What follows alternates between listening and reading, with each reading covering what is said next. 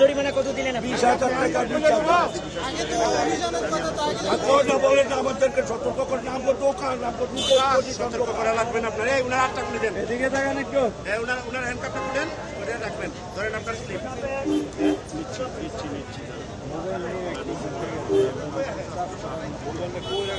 ভাই আপনারা একটু মোবাইল না একটু পিছিয়ে দাঁড়ালে কিন্তু সবাই নেওয়া যায়। নেন আপনার সিট নেন, পিছনে নেন, যান। 20,000 টাকা দিতে সরকারও বলতো বাবা সামনে ছিল একটা পিড়ি, শুনেন দোকানে শাটারের বাইরে ছিল একটা পিড়ি। আপনাকে আটক করলে আবার ছেড়ে দিল, মানে কি কি 20,000 টাকা জরিমানা নিয়ে আমাকে ছেড়ে দেওয়া হচ্ছে। 20,000 টাকা জরিমানা। অপরাধ কি ছিল? মোবাইল চলান, আপনার অপরাধ কি ছিল? আমার অপরাধ ছিল আমার দোকানের সামনে একটা পিড়ি ছিল, একটা পিড়ি দোকানের কি সমস্যা?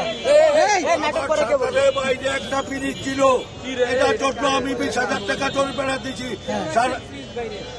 আমার দোকানের সামনে, আমি বাইরে কোনো ফুটে নেই নাই। এটা হলো আমার দোকানের সামনে, রাস্তা বাদে আমার ফুট না, এটা আমার দোকানের সামনে। এখন সারা বাংলাদেশে নিউ মার্কেটে লক্ষ লক্ষ ফুট, এখানে কাউকে কিছু বলা হয় নাই। আর কারো জরিমানা করছিল?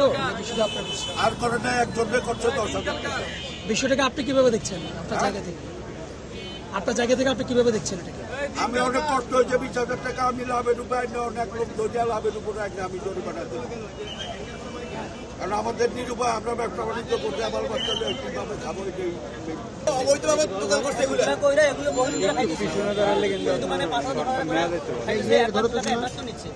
এগুলি যদি অবৈধ, এগুলো ধরে না কেন? আর এগুলো জরিমানা কে দিবে? রাস্তার মধ্যে আমি দোকানে ভাড়া দিই, আমার ট্রেড লাইসেন্স করা দোকান, সেই দোকান যদি আমার জরিমানা দিতে হয় তাহলে এগুলি দিবে না কেন? আপনি আপনার দোকানের বাইরে বসেছেন, আমার দোকানের তো রাস্তা রাস্তা না, মার্কেটের গলি, ফুটপাথ দিয়ে বের তো হলো। আমি বসাইছি, যখন মোবাইল আসতেছে আমি